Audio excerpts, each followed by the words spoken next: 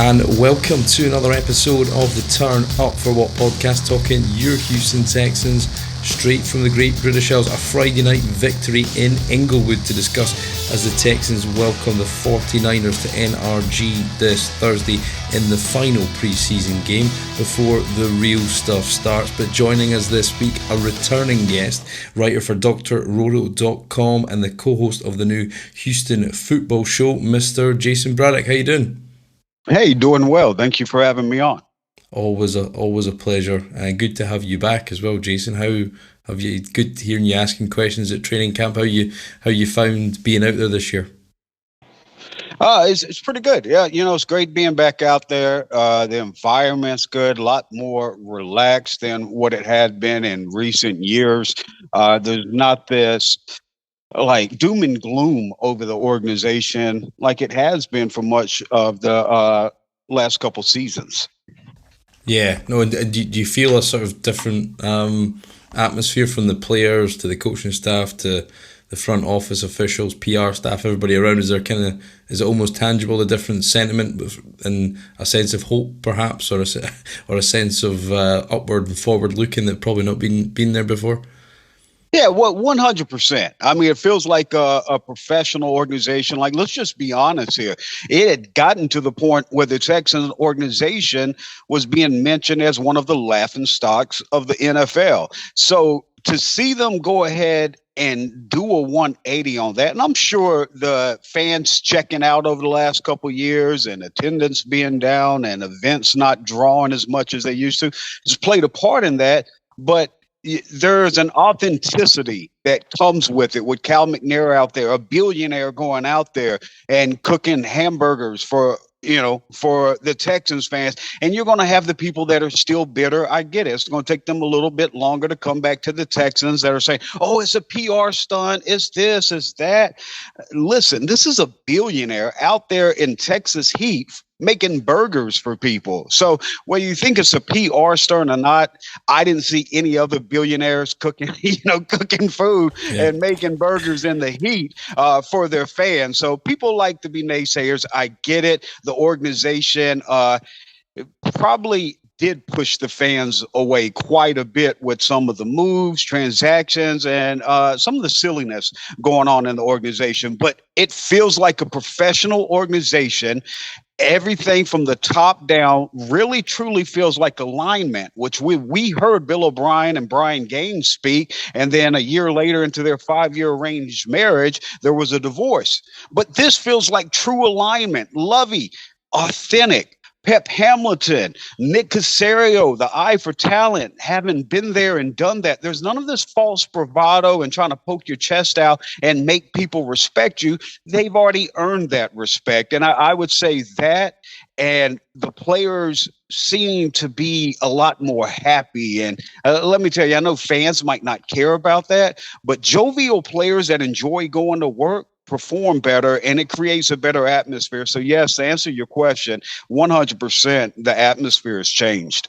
Yeah, it was good to hear, and I think you see it coming across, but I suppose unless you're there in person, I suppose you can see it if it's genuine or not. But I suppose a big wedge between the fans and having good PR and having a good football team. It feels like hopefully this will be the last time we'll talk about it until week 13. But it was the Deshaun Watson suspension came down late last week. What did you make of, firstly, the amount of games? Because ironically, his first game back will be travelling to Houston, and also the fine of $5 million kind of seemed a bit light. Right. And I think, it's been covered pretty heavily. I mean, Deshaun, we're talking mid-20s, with cases and people that's come forward. That's an issue. And I'll be honest with you, the thing that really didn't sit right with me is that right before the end, right before the ruling was going to come down on whether the suspension should be lengthened, we saw Deshaun put forth a face of like, yeah, I'm sorry and all this stuff. And his agent and their camp was quiet. But as soon as it came out, all right, he'll be returning to play the Texans, $5 million fine. I think what really didn't sit well with people and didn't sit well with me is all of that was gone, and it let you know he was just being fake. And I don't think he's learned anything from all of this, which is insane when you think about all the victims and everybody that's been affected by this, how much time in the prime of his career he's missed, being traded, and to still just go out there and just have this bravado about him, almost like he's annoyed that it's gone on. And yes, I'm reading into mannerisms and body language, and also word choice as well. When he decides to say, I know a lot of people were triggered by this. It was annoying. I think that's the best word for me to see. Like, wow, this young man didn't learn one bit. It hasn't humbled him at all. And if I'm in Deshaun and in his corner, I'm concerned about that. But the problem is his agents out there saying the same silliness. So you're letting him know this is what he's been getting in his ear the entire time, instead of, Deshaun, we can't have this again. You're going to have to change. You need to get counseling. This is an issue. This is a problem. His agent, soon as it comes out, who had quieted down for the most part towards the latter part of this run up to the suspension, becomes vocal again and lets you know that he's given Deshaun the same advice, and that's why Deshaun is not going to learn his lesson. And if I'm a Browns fan and you're like, all right, well, let's just move forward I'm concerned moving forward because I don't think Deshaun learned his lesson. Yeah, I think so. I mean, the advice and the guidance he's been given as a young man from people who are there to help him have not been great, but he's certainly not helped himself. And hopefully he doesn't help the Browns all that much when he comes back week 13 at NRG. It'll be about 700 days, I think, since he's played a competitive football game. So, hopefully there'll be some rust there, and hopefully the crowd can take advantage of that. And it should be set for an interesting evening, I think, Jason, from the stands. Oh, yeah, 100%. I think that's another part that kind of rubbed me the wrong way. Again, I'm just reading tea leaves here. I'm not reporting anything. I'm not saying this is what happened, but just reading the tea leaves on what we had seen and heard that was reported out there was that the NFL really wanted that 12-game suspension so he wouldn't play the Texans. Roger Goodell in the NFL doesn't want Deshaun Watson returning to Houston in the first game, but for Deshaun to fight it and push it, and for them to find a middle ground that is him returning to Houston, that's got to be Deshaun.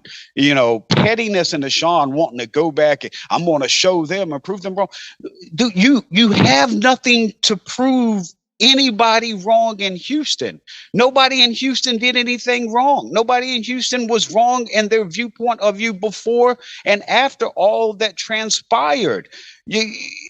Again, I'm speculating here. So my concern, though, is that there had to be a driving force that it had to be that game in Houston, because it felt like all the reports coming out was that they were doing everything for him not to play. It was specifically a 12 games that they wanted, which would mean the last game would be the Texans game. And then they come to a middle ground that's him playing in the Texans game. That feels like too much of a coincidence to me. And the only reason I could see Deshaun pushing for that, I don't think is to get back one game earlier. I don't think it's to save a little bit more money from one less game. I think it's pettiness and Deshaun wanting to go show the people in Houston and the Texans organization something. And I just think that's just a lack of self-awareness from Deshaun Watson. You should have wanted to sit out that game, because it's going to be like a reenactment of Game of Thrones with him coming out of the tunnel and the shame bells from the entire crowd. Shame, shame, shame. I think it's going to be an interesting afternoon. I've seen people mention about getting it flexed, but I think it's too. I might be wrong, but I think it's too early in the season to allow it to be flexed. But that's a good question. I'm not sure right I think off. my understanding was week 15 onwards. The sort of December games are the ones that can be flexed. But I'm sure it can be done if there's a product to sell there, or there's a willing buyer, perhaps. Amazon or a streaming service want to put it on, perhaps. But yeah, I think so. In terms of training camp, Jason, has there been any, in terms of the games you've seen, obviously you see it carryovers, has there been anybody this year that you've been impressed with in camp, but you've not seen it in these first two preseason games? That I haven't seen in the first two preseason games? Haven't showed up on the field yet. It's been that's a good question, but it's a tough question as well because in camp you'll see guys you'll see Tunsil out there, you'll see Justin Britt out there, and you'll see the ones in a preseason game leading into this week. We're not seeing that. Like this past weekend, I know they only play once a week. So everyone wants content, and I'm present company included. You're going to talk about what you're seeing and what's going on right there, but there's such small sample sizes in this preseason game. Like, let's take the last preseason game, for example. The number one running back, the number one wide receiver, the number one tight end, the left guard, left tackle, and starting center. That's 6 out of 11 that didn't play in the game. 6 of your 11 starters, and we're making assessments on Davis Mills throwing, I forget what a stat line was, 10, 15 passes, maybe more. I can't recall the stat line right off, but my point being, it's such a small sample size, and you're doing it at a disadvantage where you don't have chemistry built with these guys. And most of the time, Davis Mills is out there repping with Brandon Cooks and Nico Collins. But I think they're forcing this for a couple reasons, because they don't want to go out there. They don't want to go out there with Davis Mills and work on his strengths. I mean, you're going to continue to work on your strengths throughout camp and everything. But in the games and when you're getting these live reps, you want to work on the weaknesses. And I think that's what we're seeing a lot with Pep Hamilton. Another thing to remember is that they're being super vanilla. They're not showing anything in these preseason games. And, people want to see, well, what's Pep's offense going to look like? And so they just want tidbits of information. They see this vanilla attack. It's the same as last year. Don't look good. And no, I would say be patient. Be patient to week one and on into the season there. Let the starters get live game reps together, and then also let Pep show the wrinkles. What's the advantage to showing those wrinkles now? They've shown them in practice, but obviously being part of the media and the privilege of being able to watch practice, you can't talk about things like that. You can't talk about different packages and stuff that they're going to show in games and all that. That's just part of the deal. So here's the thing. I think we're probably making way too much of it, like we do every single preseason. But there are areas of concerns for Davis Mills. The deep ball. You've heard people talk about the deep ball in camp, and then it doesn't coincide with the stats last year that had him as one of the best deep ball throwers on passes of 20 plus yards. So I went back and studied all his throws from last year, and I realized where that point is about 30 yards and longer. There's a legit concern there. He doesn't throw a good deep ball. There's no way to sugarcoat it. The concerning factor about his deep ball, when you're talking about 30 plus yards downfield, is the ball location, where it's just always short and back inside. That's the worst place. You don't want to put it back inside where the corner coverage is. You want to put that outside, over that outside shoulder. Drop it there in the bucket where a corner can't even get to it. And so the deep ball is an issue. And you look at some statistical splits between his passer rating, left side of the field, center of the field, and right side.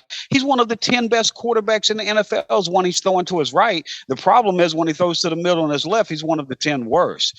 So there's a ton of areas concerned. 74% of his passes last year, and this has more to do with the offense they ran, were 1 to 10 yards. 74%. So it's too high of a percent. So I think we'll see them open it up a little bit more. And I think the development of Nico Collins has probably been the biggest eye-popping development we've seen in camp this year. He looks like a legit number 2 wide receiver in his second season in the NFL.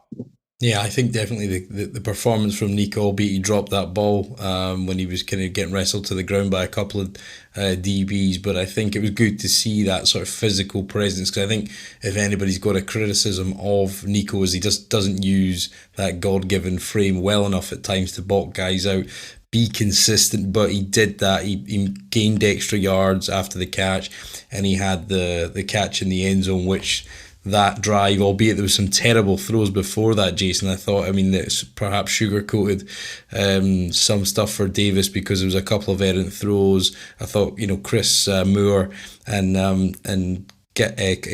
Conley looked off the mark, and I think wide receivers are concerned, but certainly it was good to see Nico Collins certainly looking like the player that everybody said he was in camp, and I think injuries just curtailed the development of his rookie year last year.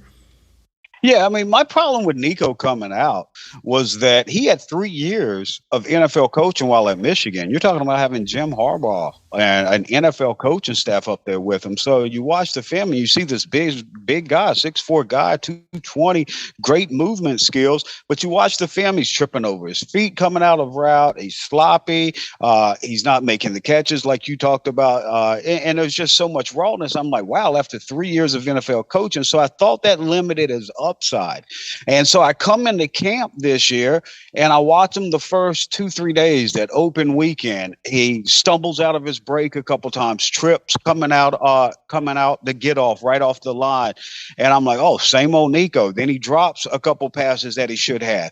After about that third day of camp, we saw a different Nico. I was like, wow, Nico had his best day of camp. Then the next day, and it has been that every single day. He hasn't had a bad day since that opening weekend.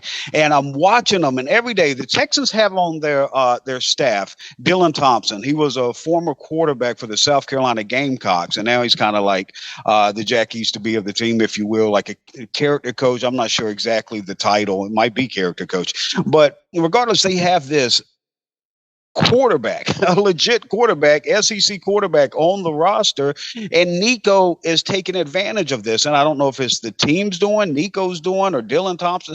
I don't know whose decision it was, but every practice, when Nico's not in the game, it's not his rep, or he's off to the side of the field behind it, he's working on passes. Dylan's standing about 10 yards away sometimes, firing the ball behind him, over his head, making him adjust on the fly quickly and teaching Nico to frame the ball up, because he wasn't framing the ball as well either. Now he's framing it perfectly. It's becoming natural. Then after practice, almost every single day, you're seeing him out there working on the end zone, specific catches, jump balls. The catch we watched him make in that preseason game, he's working on after practice every day. So the one thing I would say about Nico, well, let me throw this out there.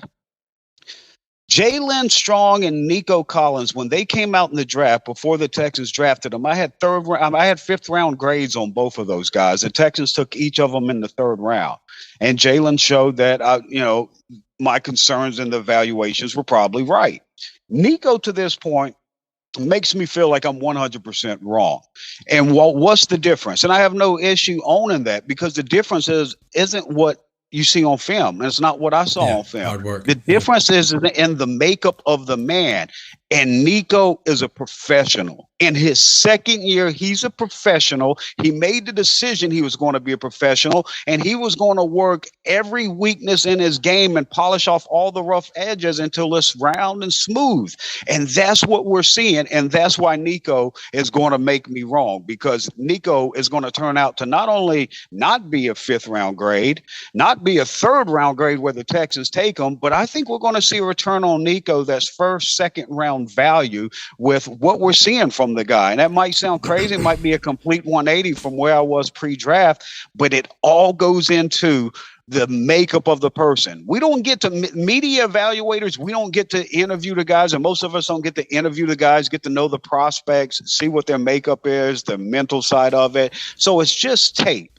And the difference is, so I like to use that illustration, because the difference in those two guys and how I saw them and how the Texans saw them, the difference in them is in them, and something that's not on tape. It's on their DNA makeup. Who's a dog? Who understands they're a pro now and is going to go act like a pro? And Nico gets that. Yeah, that's it. And I think it's just how much do they want it, right? And then, as you said, you only see that away from the field, and it hopefully continues on that trajectory. Is the position in its totality, wide receiver, Jason, a concern? I know you've got sort of you've got them taking 5 guys on the 53. I think Philip Dorsett's the third option, perhaps in the slot, but he can also play outside. I was a bit critical of Chris Moore and Chris Connolly's, particularly Chris Moore's play, where they were running the ball really well, then play actioned out of an I formation with a fullback on the field, and it's bounced off his hands. It was a great throw by Allen. Is that how you see them going with the 5? And is there anybody else that's, the Johnny Johnsons, Jalen Camp, Connor Weddington, Estrada was back out there today? Is there any of those guys you think have maybe got a chance to catch on? I think the closest of those would be Connor Weddington to catch on. But what I've noticed is that, like Conley hasn't had a great camp. But Conley is so smart, a great personality. I mean, that dude might be a coach after. He might be a rocket scientist. Like, I saw him speaking the other day, and I was just blown away by the way he carried himself, carried the room. Like, he could be the president of the United States if he wants to be. That's how impressed I am with him. But I'm going to be honest with you, though. On the football side of things, he's just not that dude. I mean, he's just not a top 3 receiver. But because of his intelligence and knowing the offense, he can play the X, the Y, the Z. He gives you a vet depth at all 3 positions, and it feels like this team trusts their vet wide receivers, and that's who they want to go into these games with. So originally, I thought they would keep 6 to get one of those younger guys on there, because Connor Weddington was looking great the first couple of weeks of camp. The last week or so, he's really slowed down, particularly in games.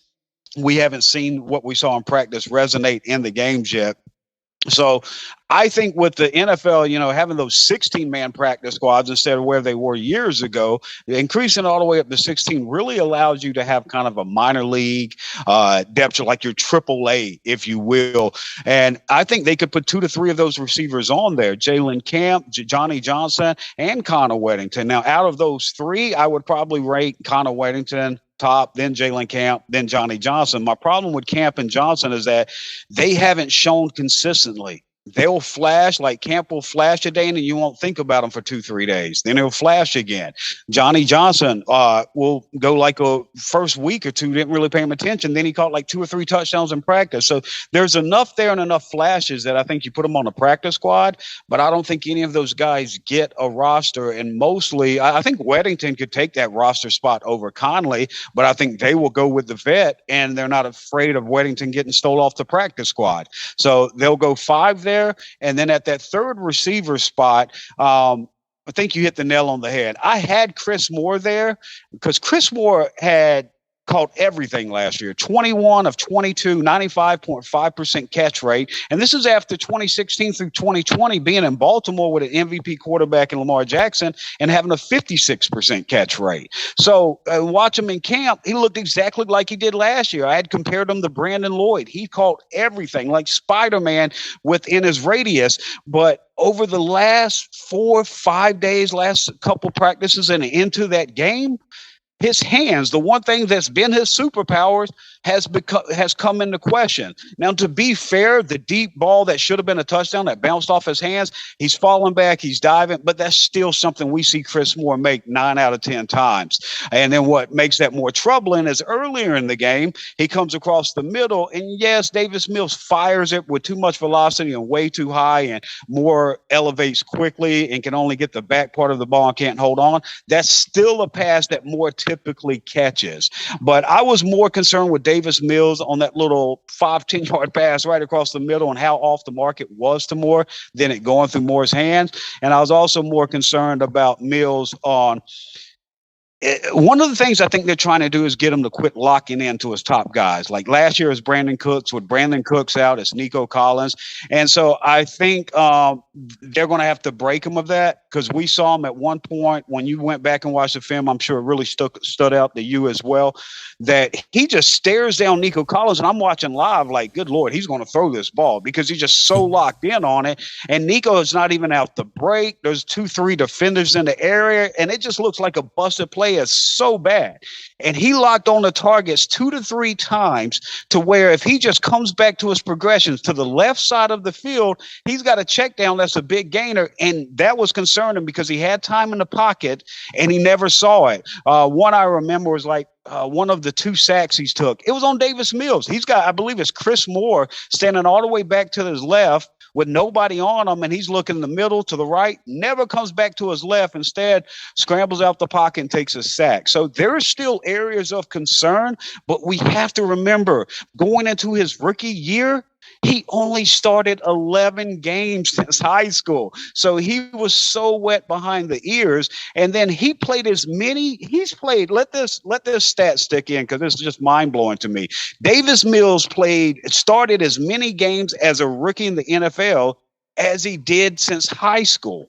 He started 11 games at Stanford and 11 games in the NFL. This guy still has less experience than most quarterbacks coming out in an NFL draft in live game actions, even when you factor in his starts in the NFL, which makes his flaws look fixable. Yeah, and I think one of the other sack that they gave up, Max Sharping, seems to completely have regressed since his first year in the league. Came in as a rookie, looked great at times, but he seems to completely have regressed. And I think you've got him not making the roster. It seems to be trending that way. Him and Justin McCray. The internal spots are still a struggle, but is Max Sharp and Justin McCray just can't see any way back for those guys? Well, they're still flipping them at left guard. This week, I think Justin McCray gets that shot at left guard.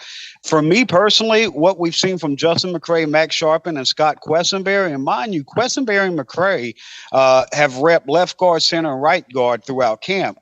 Sharpen's more of a left guard, right guard. He's not going to give you any center rep, so that's less versatility.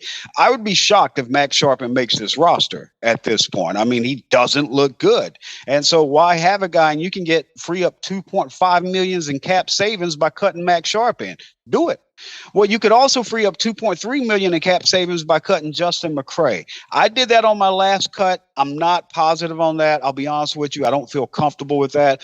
This next 53, I'll probably put Justin McCray back on there. And one of those reasons, I thought they would keep 5 tackles. Because through camp, behind Laramie Tunsil and Titus, we've seen Cedric O'Brahe as that mostly the two's left tackle, and Charlie Heck as the 3's right tackle. The rookie 6th-round pick, Austin Decklis, was buried with the 3's, and even the undrafted kid Myron Cunningham at one point in camp was at the left tackle with the 3's, and Decklis was with right tackle. They finally flipped that about a week or so ago with Decklis going to left side. But now the intrigue seems to be they're going to force Deculus into this backup 2's unit. So does that mean Charlie Heck or Cedric O'Brahe gets cut? And I think it's going to be O'Brahe, who has missed time throughout camp on and off. I'm not sure if he's dealing with injury, what's going on with him, but I think Cedric O'Brahe gets cut and they keep four tackles instead of 5, and that allows them to keep Justin McCray. So I'm going to take Cedric O'Brahe off on this next 53-man roster and put Justin McCray back on there because I don't think they're comfortable with Quessenberry starting at that left guard if Kenyan Green's not ready, and I think they may force it with Justin McCray. Yeah, because there's probably not one player on the roster that Thursday night game is bigger for than Kenyan Green, because the team are probably relying on him to a degree, which is perhaps unfair for a rookie, but to improve this run game. We've not really seen it. We'll probably get a decent taste of it, or certainly where it is this run game, because it needs to improve from last year. But I don't think there's a bigger player with more to prove and more need of the reps than Kenyan Green. What was your kind of evaluation of Kenyan coming out, Jason? I love Kenyan. Yeah, no, I thought it was a great pick, and I think one of the things that's been undersold in the Kenyan Green selection, and is the fact that they knew they wanted Kenyan. There was talk about them going at 3, so a lot of smoke screen about them going offensive line at 3. I didn't understand it at first, and then I'm like, okay, well, you kick that guy. Like if you took a Conwu, instead of playing him at right tackle, put him at left guard and had Titus out at right tackle, I could see that making sense. So it started making a lot of sense for me, but there was some smoke screens on that. But they still wanted to take that interior offensive lineman early. And so it was down to Kenyan Green and Zion Johnson. I had Kenyan Green slightly ahead of Zion. I think both of those guys are stud. I just think Kenyan, coming off this injury, some of the conditioning working back from, and all the time he's missing camp, then the concussion they said he had as well. So he hasn't been off to a great start, but we haven't been able to see a ton of reps from Kenyan Green because of all the missed time. He may have only been in about 4 or 5 practices to this point. And so don't expect to see him with the 1s. I'd expect to see Justin McCray out there with the 1s at left guard and let Kenyan Green ease back in. And then another thing to factor in is that the Texans, after this game on Thursday, they don't play for 17 days. Yeah. You know, we're down to 3 preseason games, not 4. That's 2.5 weeks to give Kenyan Green live reps in practice to get him caught up. I mean, it's almost it's enough time that I think there's a chance that Kenyan Green could still push for that week 1 starter, especially because of how bad the competition for him is there with the vets at the left guard position. Yeah, and then flip it on to the other side of the ball, Jason. I thought some of the coverage mix-ups, I thought the way in which they predominantly had two linebackers on the field. There was cover 3, there was cover 4. They disguised a lot of cover 2, kind of making adjustments. It was reasonably complex for some of the stuff you could often see in the pre-season. What did you make of the overall kind of secondary movement and disguises that were being called? And it was also great to see Derek Stingley out there. Yeah, it's great to see Stingley out there coming back from injury. The guy just looks the part. It's rare when you see him in person, just up close. It's just freakish to see a guy that size with those type of movement skills at that cornerback position. So it was great seeing him, great seeing Petrie. You bring up a great point with all, especially the blitzes, Lovey didn't blitz a lot last year, and that's putting it nicely. So to see the different blitz package and everything else, and what I chalk it up to is I think Lovey wants to see what guys can do. I think he sees it in practice and has ideas, but now he's like, well, let's see what this nickel can do on a corner blitz. When we do this, let's see what these guys look like on a blitz. What's Damone Harris look like at D tackle? They did some NASCAR packages in that game where they took 4, quote unquote D ends and placed them all 4 across the defensive line. Damone Harris was one of them. We'll also see Jayson Green get reps at defensive tackle and D end. So that defensive line group is just such a deep position. And I don't know if everyone on the outside looking into other NFL teams realize like the leap in change from the last couple of years to where when J.J. Watt wasn't playing at an elite level anymore, Clowney's gone, Merciless isn't providing much value, and it was just bare, the pressure that they were getting. Well, now, because they don't have that household name, I don't think people realize how deep this defensive line group is. Malik Collins is a stud. Jonathan Grenard is a stud. Jonathan Grenard, if you tell me Jonathan Grenard plays 17 games this year, I'm telling you he's finishing with 12 to 15 sacks. And I have no sweat coming down my face thinking about that because Grenard is an absolute beast. Mario Addison, Jerry Hughes, Rasheem Green, Ogbo, Damone Harris. You've got 6 DNs that could make the 53-man roster, and 2 of those guys give you depth at that D tackle position as well, especially in sub packages. The D tackle position, you got Roy Lopez playing like a beast. Thomas Booker can't be moved. We talked about Malik Collins, and then you also got Kurt Hinish. Kurt Hinish has been a stud in camp, which would lead me to my next point. A guy that I like coming out of TCU, Ross Blacklock, they took high in the 2nd round. I don't think Blacklock makes this roster. I would actually be surprised if he makes the 53-man roster. All these guys they have at that D tackle position are 2-dimensional guys. Double teams run at them. They can't move them off the point. They got great balance. They're never on the ground, and they can also give you somewhat of a pass rush or be an elite pass rusher, depending on which guys we're talking about. Ross is one-dimensional, and even on that one dimension, he's not making a difference in games. So he's going to have I don't think he makes the 53 here. Again, I'd be shocked if he makes the Texans 53 this year. Maybe they try to trade him for a conditional 7th round pick or something and send him to a system to where it's a one-gap system where all he's doing is just putting his hand on the dirt and firing off the ball and trying to beat his man through the gap. And he could probably have some success with that. Yeah, it was something I called a couple of weeks ago, probably a few months ago now. I just couldn't see unless there was a huge uptick in his performance. But I thought Blacklock will make that terrible trade look even worse, and it'll continue to reverberate. But I think it's interesting, the dynamics here, because you've got guys like Kurt Hinish that have come in, Damone Harris, who's bounced around a number of teams, Kansas City, Tampa Bay, including a few, and it looks like I think Rasheem Green's probably not done quite what we think he would have done, but I think it's an interesting dynamic where you've got guys like MJ Stewart, Kendall Sheffield, and Fabian Monroe. All three guys are bigger names, have got some pelts on the wall in this league, but actually it's guys like Graylin Arnold, it's Isaac Yiadom, Traymon Smith, Jonathan Owens, Terrence Brooks are out there making plays in pre-season rather than these guys who you would have traditionally thought on paper would have made the roster. Oh, yeah, 100%. I think that's a great point. Like, you hear the names MJ Stewart, and I won't run back through, but all the names you mentioned and everything there, you hear those name values, but you're absolutely right. Somebody comes up there, and if you see Graylin Arnold in the street, and this is no disrespect, but if you saw him in the street walk right by you, you'll be like, whose kid is this? The guy looks like he's 16 years old. He's got such a baby face, but he has been flying around, fearless, making plays. He had been providing some safety depth there on the position. Where his value's really taken off as of late is when somebody goes down, somebody's got to step up.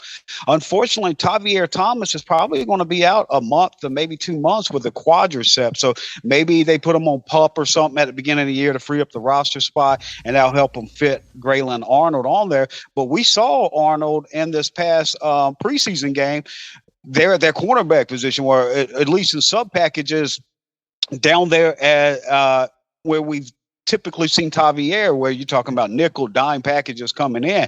And so we've seen that conversion over to where he's back more as a stereotypical corner now. Instead of in the safety groups and practices today, he's working with the corners. So they're going to fine tune that. And I expect him to be a big piece of the puzzle and sub packages on the interior. Yeah, no, definitely. And a couple of quick ones before we fire out here. I saw you tweeting about or tweet about Kenyan Drake. The running back position is one they're probably not sure where they're going to end up. Pierce has obviously been anointed on as much as he can be for a rookie, but Mac Burkhead behind them. You've got them only taking two behind Dameon Pierce. Do you think running back's a position they look to try and bring another body in? Yeah, 100%. They're going to bring somebody in. Kenyan Drake's just the name of the day. There's probably about 1,000 players getting cut between now and next week. So it'll be interesting to see what names, and you probably can do better than Kenyan Drake. Kenyan Drake caught my eye because the Texans the Raiders floated out there that they're going to cut him. And then when the transaction wire came out, he's not on the transaction wire. So it's like, okay. This is one of those things vet teams do, and the Raiders are basically ran by the Patriots now, just like the Texans. You got Casario here, Easterby, and all the ties. And with the Raiders, you got Josh McDaniels and Dave Ziegler that come from that Patriots organization. So Texans cut Tay Davis yesterday. Who claims them today? The Raiders. You think they got an inside scouting report? 100%. These guys have been around each other for over a decade. They're familiar with each other. They're going to help each other in their organization, especially bottom of the roster moves. Here's the thing, and I haven't said this anywhere publicly, but I'm going to go ahead and say it now. I don't think Marlon Mack's a lock for this team. I haven't throughout all this before camp began. I'm like, the dude's played 32 snaps in the last 2 years. I evaluated him coming out of South Florida, and he's never been able to stay healthy. And now he's played 32 carries over his last 2 seasons. 16 carries a season is average. Less than one game's worth. And we're banking on being top 3. And you watch Dameon Pierce's film coming out of Florida. He was clearly the number one guy in this backfield. Burkhead and Mack shouldn't even be on the roster, but they love Burkhead. He's a good short yardage back. He can help you in different areas. You know what you're getting in on. Sure, there's that familiar, they're familiar with him from the Patriot tie and everything else. They like them. And connections and relationships are a big part of the NFL. Fans hate it, but it's a big part of the NFL. So I would be shocked if Burkhead goes anywhere anytime soon. I wouldn't be shocked if they cut a Marlon Mack to bring on a Kenyan Drake. Do I think Kenyan Drake's a great running back? Absolutely not. Do I think he's better than Marlon Mack? Absolutely. And definitely out of that receiving backfield. This guy gives you 30 to 50 catches every year. Dameon Pierce is your dog. That's your number one back. Rex Burkhead is your short yardage back. Maybe some goal line carries is too, even though I would still give it to Pierce because he's just got such a nose for an end zone. But Marlon Mack has no security on this roster. So whether it's Kenyan Drake or somebody else, I don't think Marlon Mack's on this roster. If he makes it to week one, I don't think he's on it after the first quarter of the season, whether that's injury or just attrition. Either way, but no confidence at all in Marlon Mack. Kenyan Drake could absolutely take his roster spot. This time of year, you see organizations, smart veteran organizations float out, hey, this guy's getting cut to one of their insider of choice. And they all put it out there. Later that day, transaction wire goes by and hasn't been cut. So alarm bells go up like, okay, they're going to really work this now to try to get a trade. Well, let's go back to the ties. Just like the Raiders knew all about Tay Davis from their relationships with the Texans front office, I'm pretty sure Josh McDaniels and Dave Ziegler tell Nick Cassero anything he wants. The Raiders' backfield is set. Amir Abdullah is going to take Kenyan Drake's job, so Drake's not making that roster. Texans' backfield is a far cry from the Raiders as far as depth. Talent-wise, yeah, of course, give me Dameon Pierce. But as far as depth, well, we just talked. You've got one running back on this roster, and that's Dameon Pierce. Then you've got some other guys that are filling roster spots. Burkhead will make the spot. Mack's spot is just a holding pattern at this time for me, but I believe we'll see churn. I wouldn't be surprised. Now, this might shock you, but I wouldn't be surprised if Dare took Marlon Mack's job if they don't trade a seventh-round conditional pick for Kenyan Drake. And why would the Raiders flip this out other than to get a pick? They're not worried about the pick. If they trade them instead of $3 million in dead money or so, that flips over to the other side in the cap savings because you're trading them instead of cutting them. So I think it would make sense for both parties. But if the Texans didn't have interest in Kenyan Drake, not a big deal. Quickly move on because I think they could find a better guy now, but he is better than Marlon Mack now. And if they don't add it, Marlon Mack's spot's not safe, then they'll find somebody else farther down the road to take Marlon Mack's job. Yeah, and I think it's a showing of where this roster is and how fluid it is. I think in certain positions. Yes. I saw you tweeting about Troy Harrison, a guy who you've not really been familiar with, and you've got a guy like maybe with Auclair being on the IR potentially for at least 4 weeks. You've got potential for Seth Green or Mason Schreck, again, a guy who caught a touchdown on Friday night to potentially be on this roster week one. Yeah, 100%. I'm glad you brought up Troy Hairston because, I mean, if anybody's been following me during camp and everything, I haven't talked about the guy one bit, haven't paid him any attention, just assumed he's a cut, bottom of the roster, third fullback behind Paul Quesenberry, Andy Janovich. Didn't get my attention at all. This last preseason game, that all changed. I'm watching Janovich, and I'm like, oh, Janovich is getting cut. Quesenberry outplayed Janovich. Janovich didn't look good at all. But then all of a sudden, I see this 34, Troy Hairston, and I'm like, okay, well, what's going on here? And he's on special teams. He comes flying down, blows up on special team and makes the tackle. Then he's on punt block on special teams, comes around the outside and drives the blocker all the way back into the punter and just barely misses blocking the punt by pushing the guy back into him. He's just pure power. And so I asked Lovey about him at the press conference after practice today. Like, hey, did you see stuff from Troy Hairston that impressed you in the game? He said, we've seen stuff from him throughout camp that's impressed us. Athlete, and then I didn't know much about his background, but Lovey was saying that he's a former defensive lineman. It was just going on about him, and so I'm like, oh wow, this is starting to make more sense because when you watch him, he plays with so much leverage and power. Oh, in this past game, he caught a ball out the backfield, only probably about 5-8 yard gain, but when he turns, he lowers. He's playing with such great leverage when he's about to go into contact. I'm like, oh yeah, this dude's got the potential to be something at fullback, and I want to see him get more fullback reps this week. But even before saying that, I'm going to tell you this. I wouldn't be shocked if he takes Paul Quesenberry's job. I personally think I'd put Troy Hairston over Paul Quesenberry, and I think the only reason they may not is because nobody's going to steal Troy Hairston off the practice squad. So you get that extra added depth behind Quisenberry. But I think the talent might be there for Hairston. Thursday's going to be big for him. Definitely going to be watching him on special team and as get more fullback reps. Well, that's it. It's tactical. They're not want to give away their hand. There's guys that will get stashed on IR. There's people they don't want to see. They don't want to put tape out there. They don't want to give away to teams. Finally, for Jayson, what do you need to see? A more fluid offense, probably a more stout secondary, I would think, because you're going to see the starters most against San Fran on Thursday night. What are you looking for the most to come out of that game and feel ready for that 17-game prep for Colts Week 1?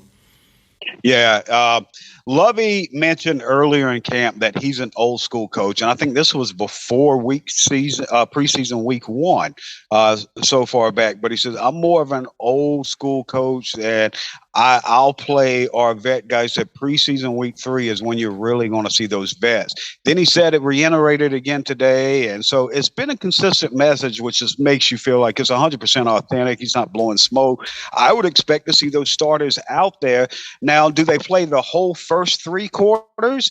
I don't think they play the whole first 3 quarters, but I do think athletes are creatures of habits, coaches, front office as well. I do think they come back out to start the second half. So they get used to staying in those pads through halftime, talking, making a game plan, and coming back out for at least one drive in the second half, maybe half of the third quarter, but no longer than the first 3 quarters. So somewhere between the first drive of the second half for the offense and the end of the third quarter. That's the sweet spot for a lot of these guys. And the vets like Mario Addison and Lovey did mention specifically Malik Collins and Jerry Hughes, guys that hadn't played, will play in this game. But vets like that, I expect them to play a lot less. So I wouldn't expect them to go 2-3 quarters. Malik Collins, Jerry Hughes, vets, you know what you're getting for them. Don't risk them to injury.